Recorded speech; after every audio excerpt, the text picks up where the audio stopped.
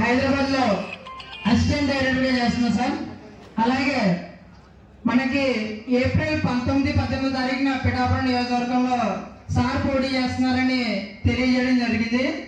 ఎప్పుడైతే ఈ విషయం తెలిసిందో ఉన్న పరంగా నా పనులన్నీ మానుకుని ఆయనకి నా వంతు కృషి చేయాలని హైదరాబాద్ నుండి ఇక్కడికి రావడం జరిగింది.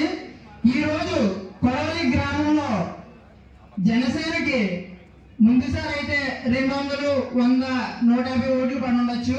కానీ ఇప్పుడు మా నక్కా నారాయణమూర్తి జనసేన ఆయన నక్కా బద్రి గారు చేసిన కృషికి ఇప్పుడు వైసీపీకి మించిన మెజారిటీ వస్తుంది. మా కొడవలి గ్రామంలో 2640 ఓట్లు పోలైంది. అందులో ప్రత్యేకంగా జనసేనకి 1600 ఓట్లు పడే అవకాశం ఈ రోజు ఉంది. దీనికి కారణం మా నక్కా నారాయణమూర్తి చేసిన కృషి, భద్రన్న చేసిన కృషి.